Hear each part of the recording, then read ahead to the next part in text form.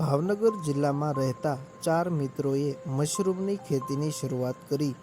આજના યુવાનોમાં વિચાર કરવાની રીત અને જીવન જીવવાની દિશા બંને બદલાઈ રહી છે.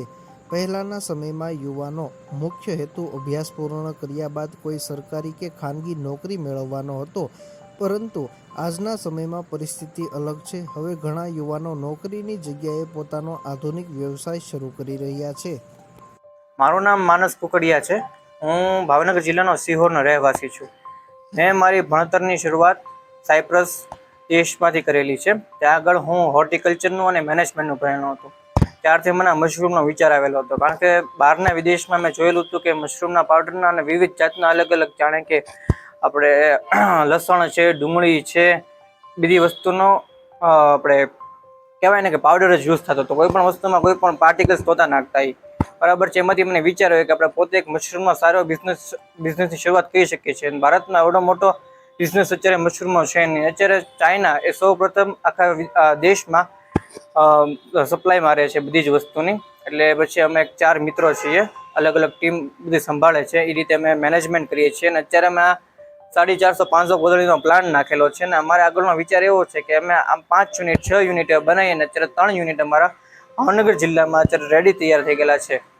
ભાવનગર જિલ્લાના સિહોર શહેરમાં રહેતા 4 યુવા મિત્રોએ સાથે મળી આધુનિક ખેતી તરફ એક અનોખો પ્રયાસ કર્યો છે. માનસ કુકડિયા, પ્રેરક કુકડિયા, મિહિર ભડિયાદરા અને ક્રિશ કુકડિયા નામના 4 યુવકોએ આ વ્યવસાય શરૂ કર્યો છે. તેમણે મશરૂમની ખેતીની શરૂઆત કરી છે. આજના સમયમાં રોજગારીના નવા રસ્તા શોધવા માટે યુવાનો વિવિધ ક્ષેત્રોમાં પ્રયત્નશીલ છે. ત્યારે આ 4 મિત્રો ખેતીમાં નવી તક જોઈ મશરૂમ ફાર્મ શરૂ કર્યું છે.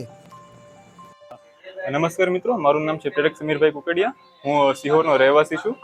આપ જોઈ શકો છો, અમે જ્યાં મશરૂમનો પ્લાન્ટ નાખ્યો છે, ટોટલ 450 થી 500 બેગનો પ્લાન્ટ નાખેલો છે. એ પ્લાન્ટમાં અમારે ટોટલ કોસ્ટ લાગેલી છે 1,80,000 સુધીની હાલ સુધીમાં. જેમાં રેન્ટથી ઇન્ક્લુડ કરીને રો મટીરિયલ્સ બધાનો ખર્ચ થઈ ગયો છે.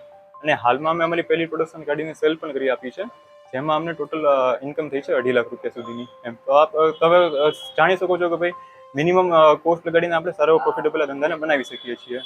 અને જેમ મારા ભાઈએ વાત કરી એ રીતે અને આઈડિયા આવ્યો, અને એ આઈડિયા ઉપર અમે 4 મિત્રો બીજા વર્ક કરીએ છીએ, કે જેમાં અમે અલગ અલગ પાર્ટ પાડીને કામ કરીએ છીએ. હું ફાઇનાન્સ માટેનું સંભાળું છું, બીજો મારો મિત્ર જે છે એ પ્રોડક્શન માટેની વસ્તુ સંભાળે છે. એમ એવી રીતના એમ તો આ પ્લાન્ટ પછી ભવિષ્યના જેટલા પણ પ્લાન્ટ હશે એમાં કોઈ પણ બી ફાઇનાન્સના લગતું કામકાજ હશે, ઇન્કમ ટેક્સ, જીએસટી બધું આવી ગયું એમાં.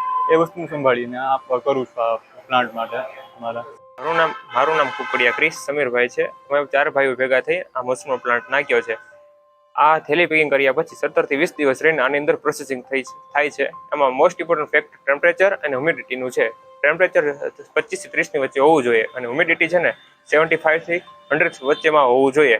આની અંદર બ્લેક ફંગસ અને ગ્રીન ફંગસ ન થાય એનું બહુ ધ્યાન રાખવું પડે છે. ડે બાય ડે બધી જ થેલીને એકદમ વોચિંગ કરવું પડે છે.